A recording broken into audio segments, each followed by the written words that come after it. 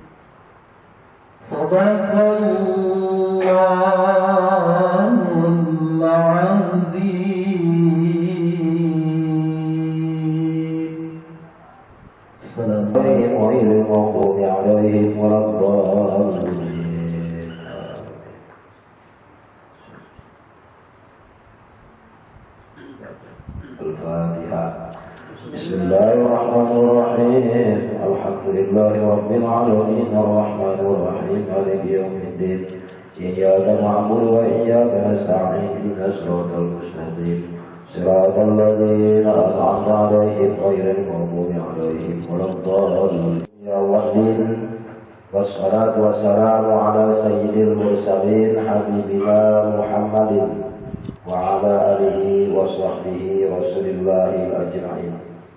Rabbi israh li sadri ya Allah wa yassir li amri ya Rahman wahlul 'uqdatam min lisani ya Rahim yafqahu qawli ya dzal jalali wal ikram. Asyhadu an la ilaha illallah wahdahu la syarika lah wa asyhadu anna sayyidana Muhammadan abduhu wa rasuluh la nabiyya ba'da. Allahumma shalli wa sallim ala hadzal nabiyil karim wa ala alihi wa sahbihi wa man tabi'ahum bi ihsan ila yaumiddin. Qala Allah ta'ala fil Qur'anil Karim, a'udzu billahi minasy syaithanir rajim. Bismillahirrahmanirrahim.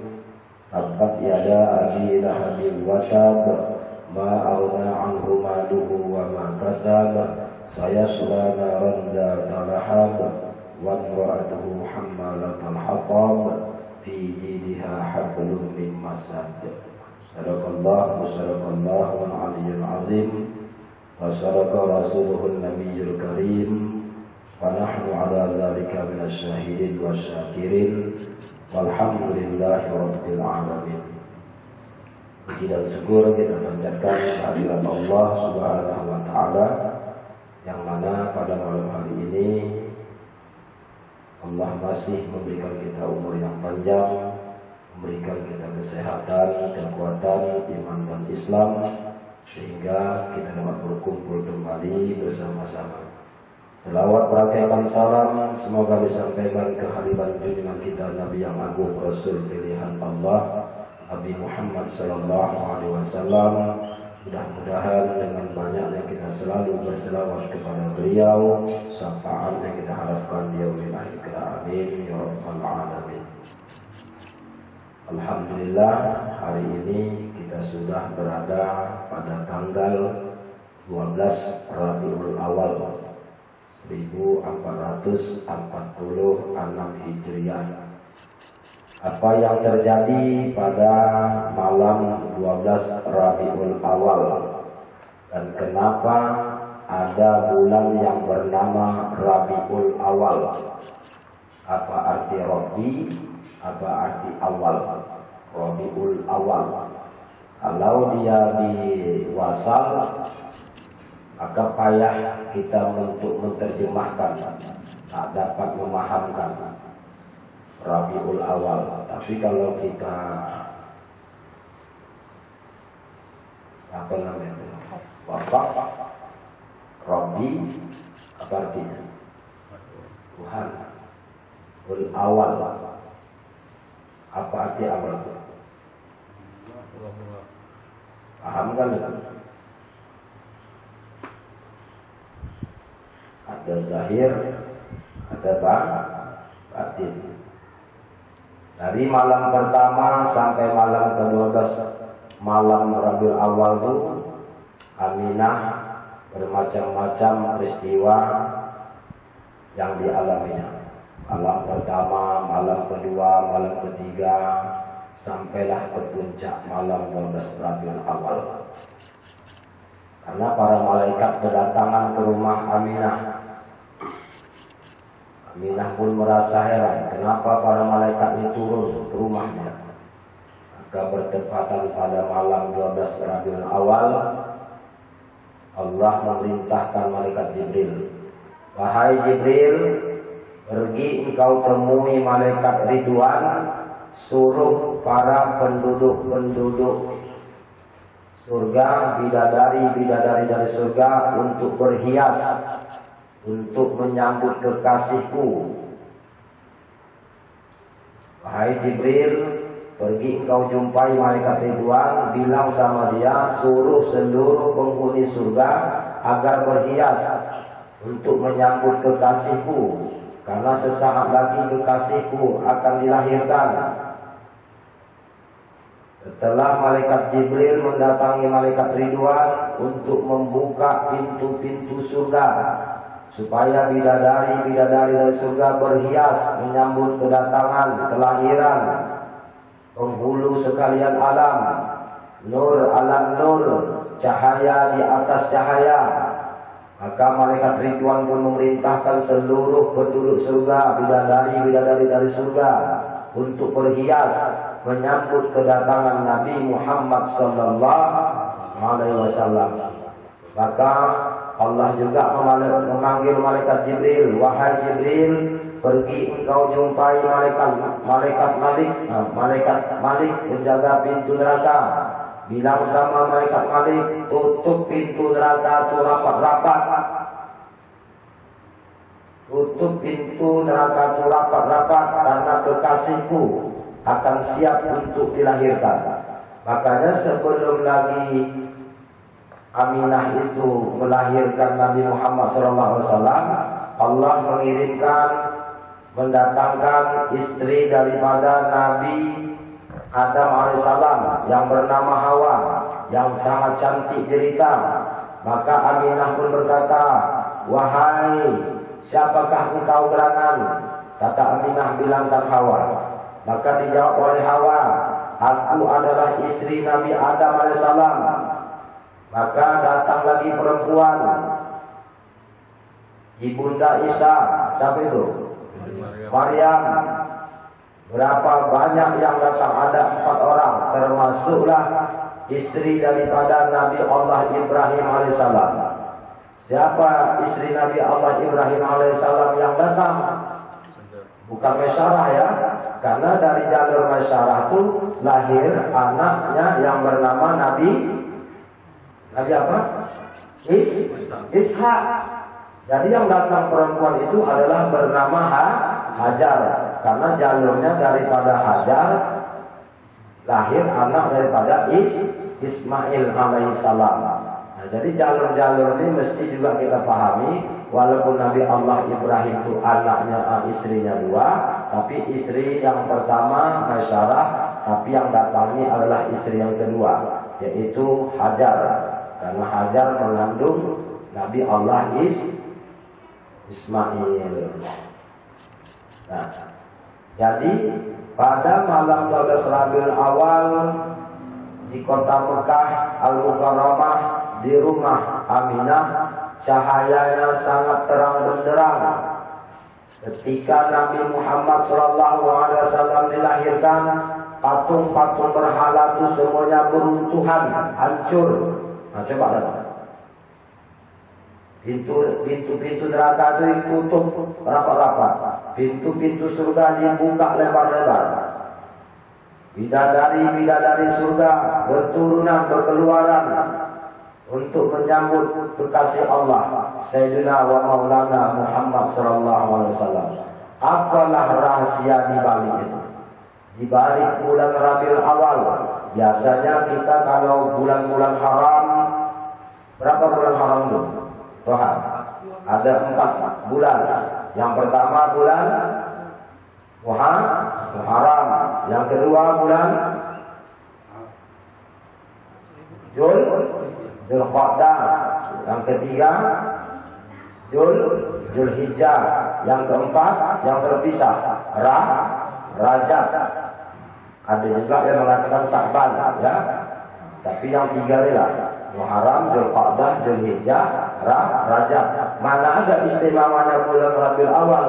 Tapi kehebatan Rabiul Awal itu coba kita cernai. Rabiul Awal, maka diwakaf Rabbi, artinya Tuhan. Nah, maka disinilah kehati-hatian kita gitu. Macam Rabiul Awal. Kenapa dibilangkan bahwasanya bulan Rabiul Awal? Nah, jadi ketika Nabi Muhammad SAW dilahirkan di negeri Mekah Al-Mukarramah sangat terang benderang. Maka ketika lahir Nabi Muhammad SAW, maka diambillah oleh atuknya yang bernama Abdul Muthalib. Karena ayahnya bernama Abdullah wafat selagi dia masih dalam kandungan. Itu mungkin sama-sama kita sudah paham. Begitu dibawa oleh atuknya yang bernama Abdul Muthalib, dibawanya ke Ka'bah Baitullah.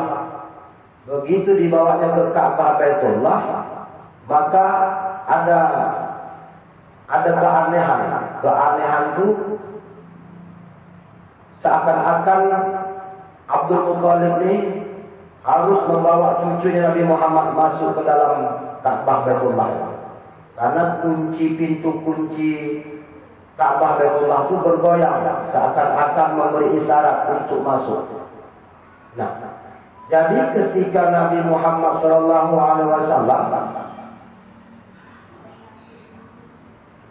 kecil, umur 6 tahun, maknya meninggal, dan itu sudah disusukan kepada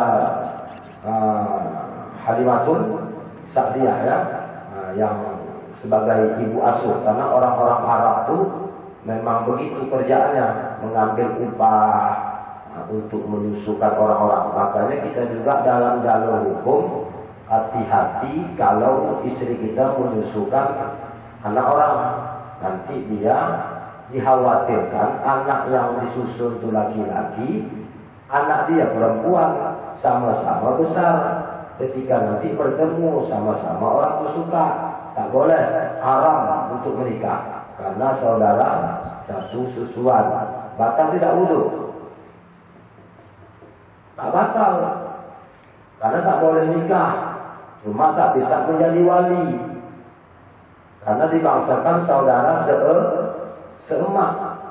Jadi kalau kita, istri-istri kita mau menyusui anak-anak orang, nah tengok dulu. Kalau memang anak kita perempuan, anaknya perempuan. Karena dalam kitab Fathul Bari itu diceritakan seperti itu. Setelah kejadian menikah orang itu, maka pas pulangnya ditanya, kau anak siapa? Aku anak sekolah. Kau anak siapa? Aku anak sekolah.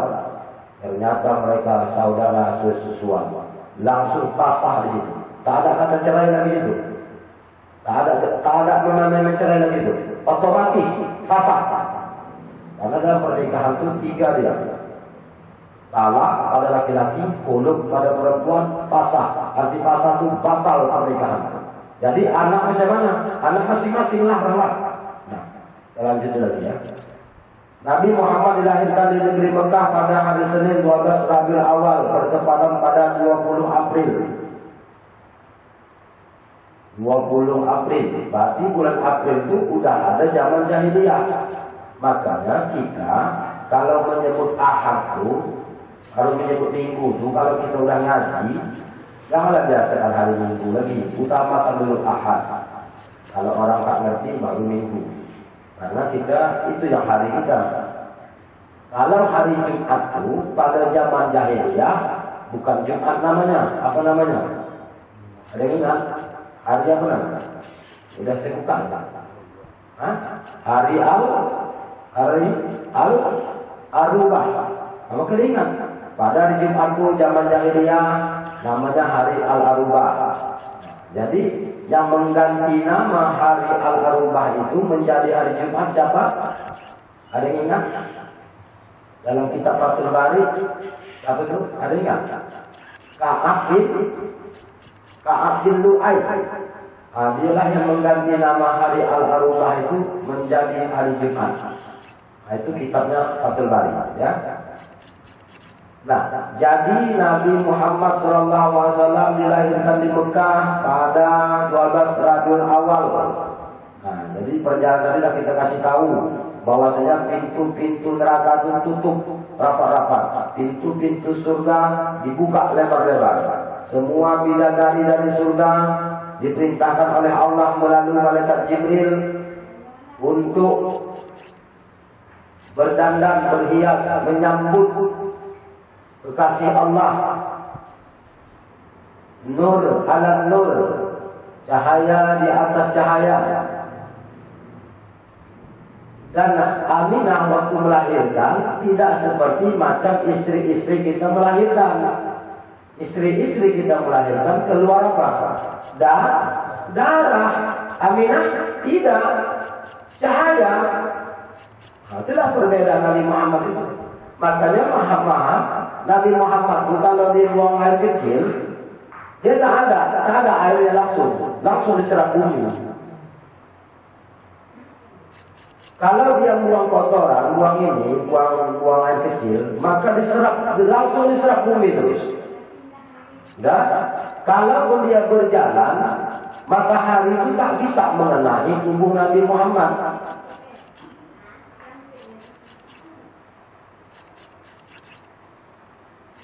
Tak bisa dikenai oleh matahari.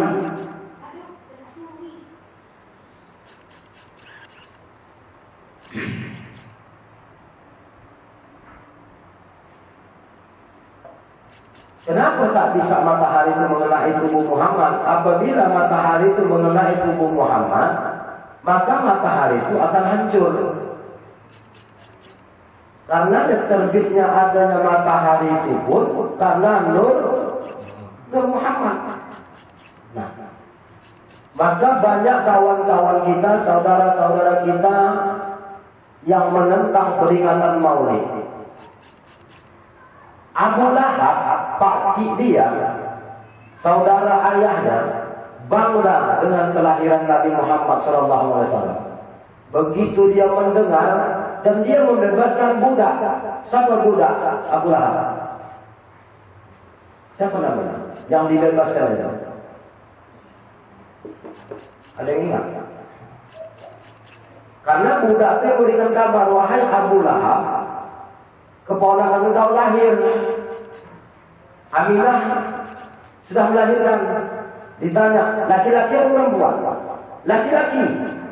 Karena dia senang menerima keponakan itu, anak saudara itu, saudara ayah Nabi Muhammad Abdullah. Abdullah ini kan dia beradik. Dia dengan Abu Lahab. Cuma satu riwayat ada mengatakan satu ayah lain mak. Tapi kuat. Makanya juga kalau dalam hukum kita, mana yang lebih tinggi mewalikannya? Saudara satu ayah satu emak atau satu ayah dan emak? Maka yang lebih tinggi dulu yang satu ayah satu emak. Tapi kalau tak bisa ada dia baru satu ayah lain. Tapi tengok tu jalan dulu, ambil satu ayah satu emak dulu. Nah, jadi ketika Abu Lahab mendengar bahwasanya keponakan itu lahir, maka dia bersedekah, dipotongnya unta dibebaskannya budak dia itu, sekarang kau bebas, ada keponakan pun lahir, laki-laki pula. Tapi apa yang terjadi coba? Apa yang terjadi? Bertentangan tidak dia dengan keponakan itu? Dia sangka seperti perkiraannya. Tapi menurut sejarah, menurut riwayat, setiap pada hari Senin siksa Abu Lahab dikurangi.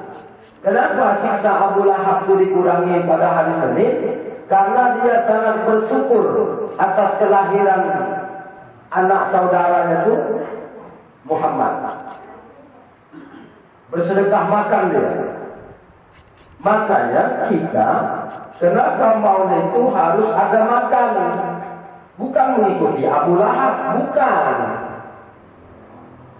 Bukan.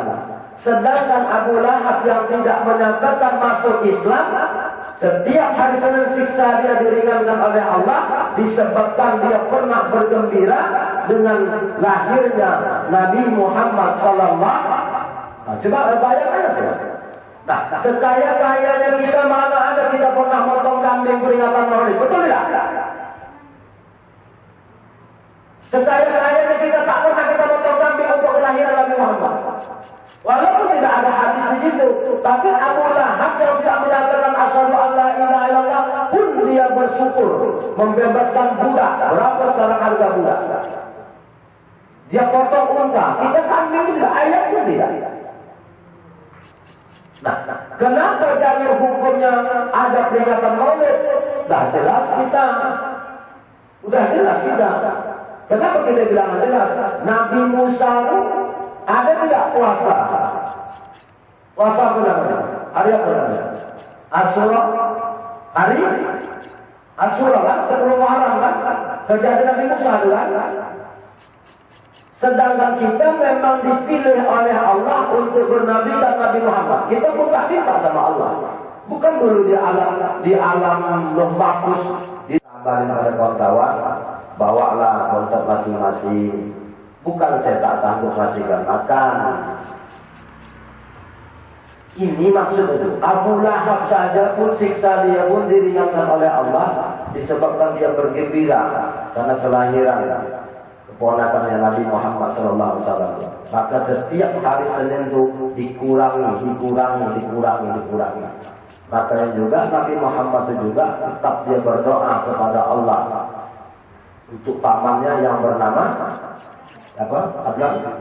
Abu Thalib. Walaupun Abu Thalib menyatakan tidak masuk Islam, karena setelah dalam kandungan ayahnya meninggal, 6 tahun berumur dia, emaknya pula meninggal Aminah. Setelah Aminah meninggal, dirawat oleh atuknya Abdul Muthalib. Setelah atuknya Abdul Muthalib meninggal, maka dirawat oleh pakciknya Abu Thalib. Makanya waktu atuknya Abdul Muthalib menamakan nama dia Muhammad, semua penduduk Mekah itu komplit. Karena dari keturunan-keturunannya tidak ada, atuk neneknya tidak ada yang bernamakan Muhammad. Maka datanglah Abu Thalib membilangkan kepada penduduk Mekah, nama Muhammad kita usah bermasalahkan, kata Abu Thalib. Walaupun dia tidak benar-benar masuk Islam.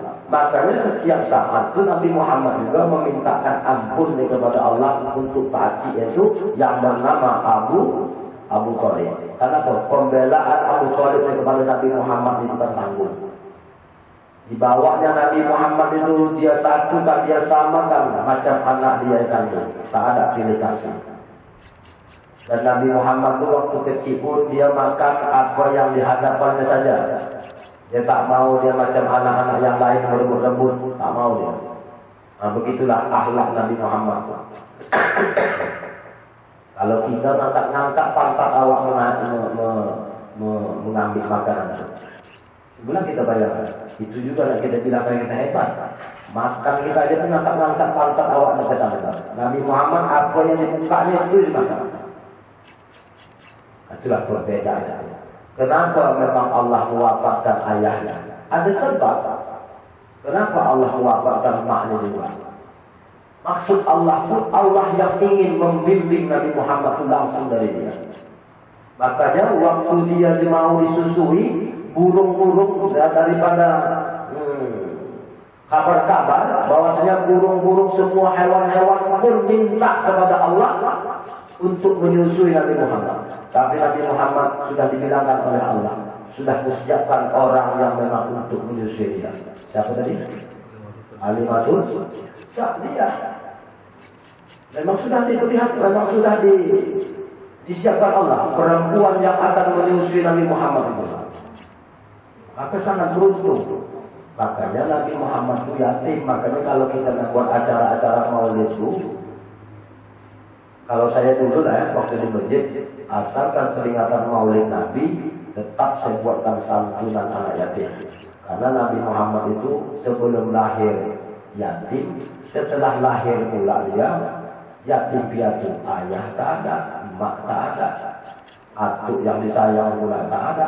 Makanya Nabi Muhammad itu jalurnya banyak ya.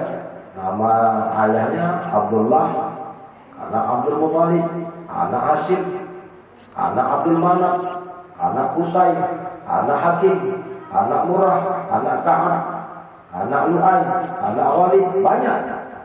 Sampai ke Adnan. Cucu cicit Adnan ini nanti ke atasnya baru bersambung kepada Nabi Allah Ismail. Setelah dewasa, tak lain menggembala kambing. Gembala kambing. Setelah menggembala kambing, dia pun ikut berdagang ke negeri Syam karena ada seorang perempuan hartawan sangat kaya raya. Siapa itu? Khadijah. Jadi kita singkat-singkat aja. Maka pertemuan mereka, sukalah Khadijah. Beda umurnya jauh. Nabi Muhammad 25 tahun. Berapa umur Khadijah? 40 tahun, 15 tahun beda. Tapi Nabi Muhammad bukan pandang itu. Dah, sampailah menikah.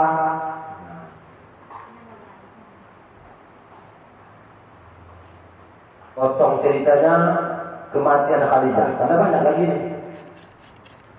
Khadijah, waktu Nabi Muhammad pulang dari dakwah, langsung Nabi Muhammad tuh tidur di pangkuan Khadijah. Begitu tidur tak terasa Khadijah ini nangis dia. Jatuhlah air matanya, kenalah ke pipi Nabi Muhammad, tersentaklah Nabi Muhammad. Dan itu waktu itu Khadijah itu kan kaya raya kan? Tapi waktu dia menyusui Fatimah, bukan lagi susu yang bisa. Tak ada lagi harta juga. 2/3 harta kekayaan Khadijah di Madinah. Coba. 2/3, bukan 1/3 ya. 2/3. Makanya di dalam hukum 2/3 ini, kalau ada anak perempuan, tak ada anak kita, tak ada laki-laki, anak kita cuma tok 2 perempuan, ataupun 3 perempuan, ataupun 5 perempuan. Maka harta warisan ayahnya tadi ini dan emaknya tadi ini cuma dapat 2/3 untuk anak perempuan. Tak boleh habis. 1/3 balikkan ke ahli waris. Tapi kalau anaknya perempuan 1, maka dapat separuh dia harta orang tua itu. Makanya kalau tak ada anak laki-laki ini, harta kita tak habis ya. Terkecuali kita hibahkan siap-siap. Arti hibah itu kita berikan dulu. Kita berikan. Nah, makanya juga kita kalau memberikan harta warisan kepada anak perempuan ini, tengok dulu, hati-hati. Ya kalau dapatnya suami yang bagus. Karena hak kita lah kita berikan. Tak bisa kita tuntut lagi balik. Wasiat tak berlaku. Karena bertentangan dengan hukum. Nah, makanya 2/3 itu untuk anak perempuan. Setelah Khadijah sakit, dia berpesan kepada Nabi Muhammad. Wahai suamiku, wahai Rasulullah, apakah kau menyesal menikah dengan aku? Kata Khadijah. Kenapa kau bilang begitu, wahai Khadijah? Aku dulu seorang bangsawan, aku dulu hartawan, kekayaanku di Madinah di 2/3. Sekarang aku apa pun tak punya lagi. Bahkan yang dipakai oleh Khadijah itu bajunya pun bertempel-tempel. Cuma kata Khadijah, wahai suamiku, kalau nanti aku mati, kalau seandainya engkau ingin menyeberang sungai, tak ada jembatan yang harus kau lalui, kau gali kuburanku, kata Khadijah. Nah, itu cobalah kita renungkan baik-baik. Pengorbanan Khadijah kepada Nabi Muhammad. Ya Rasulullah, nanti kalau aku mati, kau nak melewati suatu tempat, tak ada jembatan yang kau gali tulang belulangku, kau ambil, kau jadikan jembatan. Siarkan terus agama Islam. Makanya Nabi Muhammad ketika Khadijah itu meninggal, nangis tidak Nabi Muhammad? Nangis tidak? Nangis. Makanya kalau kita menghadapi orang yang mati, kadang-kadang kita ini sok pandai, sok pintar. Jangan nangis, jangan nangis. Yang tak boleh itu apa itu? Apa yang tak boleh banyak? Meratap. Kalau nangis, Khadijah wafat, Nabi Muhammad itu nangis dia. Nangis dia. Apa kata Nabi Muhammad? Wahai istriku, siapalah lagi nanti yang akan membantu perjuanganku, kata Nabi Muhammad. Begitu dia meninggal, karena waktu dia meninggal itu malaikat Jibril datang. Wahai Rasulullah, kata Jibril, aku diperintahkan oleh Allah membawa kain kafan dari surga. Ditembak dengan kafanku beberapa biji. Maka ditanya oleh Nabi Muhammad, untuk siapa saja itu kain kafan itu, wahai Jibril? Pertama untuk istri engkau Khadijah, yang kedua untuk engkau ya Rasulullah, yang ketiga untuk putrimu Fatimah, yang keempat untuk menantumu Ali, yang kelima untuk cucumu Hasan. Berarti berapa jumlah? 5. Kata Nabi Muhammad, mana kain kafan Husain? Kata malaikat Jibril, Sayyidina Husain tidak dikafani Rasulullah. Makanya bertepatan pada 10 Muharram juga kejadian Sayyidina Husain itu ditebas. Maka dalam kitab Tarikh Khulafa karangan Al-Imam Al-Hafiz Abdurrahman Jalaluddin As-Suyuti dikisahkan Sayyidina Husain ini sifatnya keras. Sayyidina Hasan ini kan diracun. Nabi Muhammad juga diracun. Siapa yang meracuni Nabi Muhammad? Perempuan juga yang meracuninya. Begitu dalam kitab Tarikh Khulafa. Jadi Sayyidina Hasan itu waktu diracun, Sayyidina Husain itu datang. Siapa yang meracuni kau? Kau bilang sama aku, kata Sayyidina Hasan. Begitu juga dengan Nabi Muhammad SAW. Begitu ditanya, wahai Jibril, itu kain kafan untuk siapa? Pertama untuk istrimu Khadijah, yang kedua untuk engkau ya Rasulullah, yang ketiga untuk putrimu Fatimah, yang keempat untuk sahabatmu, menantumu Sayyidina Ali. Karena ketika Khadijah ini meninggal, wafat, Nabi Muhammad ya saking sayang lah dia, saking cinta lah sama istrinya pula. Bukan tahu perjuangan Khadijah itu habis harta kekayaan itu diberikannya untuk Allah dan Rasul. Tak ada apapun lagi, apa sudah. Tapi begitu pun Nabi Muhammad kalau sedang sholat, teringat dia emasnya dalam lemari itu ada, dipercepatnya sholat. Diambil dikasih pada pakai miskin itu, dia tak mau menyimpan harta. Nah, ketika Nabi Muhammad wafat Khadijah tadi, maka Nabi Muhammad bercakap dengan mayat Khadijah, wahai istriku Khadijah, siapa yang nanti akan menolong dakwah aku nanti? Maka menyambutlah sahabat di belakang. Siapa sahabat yang menyambut itu? Doa. Siapa? Sayyidina Ali. Aku ya Rasulullah. Itu kelebihan Ali itu. Makanya juga kisahnya juga Sayyidina Umar bin Lubun maupun kepada Fatimah. Sayyidina Utsman pun mau kepada Fatimah. Ali. Wali tidak mereka. Wali. Kalau ini pikir mana boleh? Aku tak boleh, boleh. Ada yang hamil membawa gandum Yang Habil yang membawa kambing. Kambing yang dibawa Habil ini sangat besar, sangat kuat, sangat besar. Bagus. Sedangkan yang Habil, si Habil membawa kambing dan ketika membusuk. Kurban siapa yang disambar oleh petir? Kurban Habil. Beda tidak? Kita satu perut anak kita beda.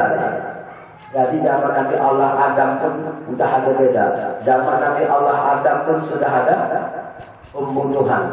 Bagaimana si Habil dihabisi oleh abangnya Habil? Makanya ingat, dalam warisan bab waris tidak boleh orang yang menerima harta warisan itu pertama murtad, tak boleh menerima waris. Yang kedua pembunuh. Dua ini tak boleh. Pembunuh tak boleh menerima. Misalnya orang ini sama Pak Damir adik-beradik. Ayah orang ini hartanya sangat banyak. Bagaimana caranya si Tohani dapat harta warisan? Harus full, jangan ada padam. Dibunuhnya dia. Maka dalam hukum Islamnya pembunuh tidak berhak menerima harta warisan. Nah, balik lagi ke Nabi Muhammad ini. Nah, jadi ketika Khadijah dimakamkan, terus sampailah habis kisahnya, tidak usah kita panjang-panjangkan, kita masuk kepada Aisyah terakhir. Karena dia juga menikah setelah Khadijah tua wafat. Makanya kalau laki-laki nak mencari sunnah Rasul itu tunggu bini itu mati baru nikah lagi. Ini masih ada udah nak nikah. Cuma ikuti sunnah Rasul, dia bilang sunnah Rasul itu Khadijah tua wafatnya dulu. Kalau kita ikuti sunnah Rasul tidak ada pernah dapat, tidak akan banyak kita dapat sunnah Rasul. Nabi Muhammad apa yang muda-muda dia dapat? Tidak. Yang tua-tua itu dinikahinya. Kenapa dinikahinya? Supaya jangan jadi fitnah kalau dia bantu orang dulu. Maka dinikahinya. Berapa istri Nabi Muhammad? Satu riwayat ada mengatakan 9, satu riwayat ada mengatakan 11, satu riwayat ada mengatakan 13. Tapi banyak yang beranggapan yang kuat adalah 13. Nah, Nabi Muhammad baru 13 istri. Nabi Daud berapa istri itu? 100. Nabi Sulaiman berapa istri? 1000.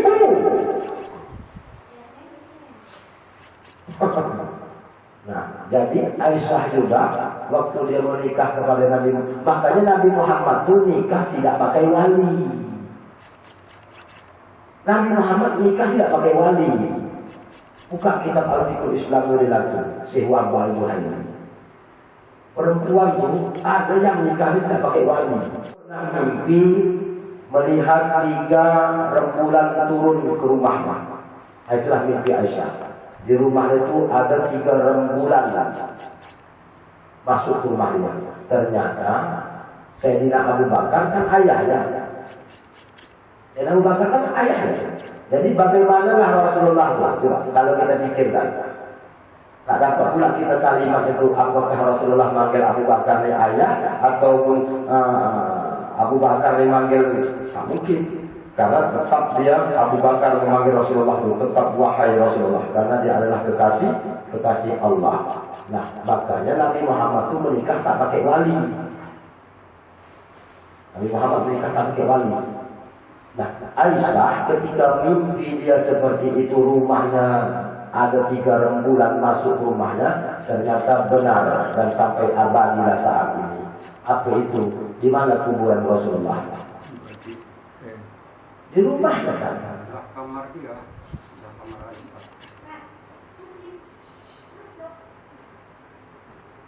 Orang membilangkan yang tak paham di Masjid Nabawi. Di masjid mana boleh taruh kuburan? Ini rumahnya, ini masjidnya. Cuma sekarang ini kan dibesarkan dia. Antara rumahku dan mimbarku. Ada. Berarti kan rumahnya bukan masjid. Antara rumahku dan mimbarku. Berarti ada apa? Antara rumahku dan mimbarku ada apa itu? Ada kan? Ya. Taman roboh. Nanti laki-laki yang berangkat haji, yang berangkat umrah, antara rumahku dan mimbarku, doa mustajab. Makanya doa mustajab itu banyak. Kita yang mana belum bisa berangkat haji atau umrah, tak dapat melaksanakan yang ini antara rumahku dan mimbarku, di mana doa mustajab? Jumat. Ketika haji dulu, itu mustajab. Makanya kan kalau di masjid-masjid lain kan ada Bilal itu ya. Allahumma salli wa sallim wa tilwani wa tafadhal wa barik. Ada hadis itu. Apalah, ditanya apa. Kalau tak ada Bilal yang mengucapkan Allahumma salli wa sallim, ada cuma ini sebenarnya. Pintalah di situ. Sudah harus saja. Yang kedua di mana doa mustajab? Setelah qabliyah subuh antara antara azan dan iqamah ada juga mustajab. Yang ketiganya apa? Habis maghrib. Makanya habis maghrib itu sangat bagus sekali dibuat sholat sunnah arba'in, 2 rakaat, 6 rakaat. Kalau ada waktu lagi setelah kita zikir setelah hataman, tapi jangan sumpah bulan kita mengejar arba'in ini tinggal ba'diyah maghrib ya, karena ba'diyah maghrib itu muakkad. Kita nak pandai-pandai. Kalau kita mau hataman juga tak bisa banyak macam tadi, kita sedikit. Biasa kita banyak baca hataman kan? Jalaluddin As-Suyuti As-Syafi'i. Makanya kalau peringatan Maulid, apa kitabnya? Al-Hawi Al-Fatawi, karangan Al-Imam Al-Hafiz Abdurrahman Jalaluddin As-Suyuti. Boleh melaksanakan Maulid. Tapi siapa yang mau dilakukan bid'ah, silakan. Terserah mereka. Yang penting kita tidak bertentangan. Karena kaitan bid'ah itu ada kaitannya. Karena sholat tarawih itu tidak adil. Paham? Tarawih itu tidak adil. Tidak. Nabi Muhammad tidak sering ke masjid, hanya 3 malam aja sholat tarawih di masjid. Kenapa kita setiap malam ke masjid? Berarti kita tapi apa kata Sayyidina Umar? Sebaik-baik bid'ah inilah bid'ahnya, sholat tarawih di masjid. Karena Sayyidina Umar beranggapan kalau sholat tarawih di rumah pasti umat Nabi Muhammad akan banyak melaksanakan sholat tarawih. Betul? Sedangkan yang di masjid aja pun kita banyak meraih capek. Demikian, warahmatullahi wabarakatuh. Wassalamualaikum warahmatullahi wabarakatuh. Salatullah, salamullah ala Taha Rasulillah. Salatullah, salamullah ala Yasin Habibillah, ala Yasin Habibillah. Tawassalna bi bismillah wa bil Rasul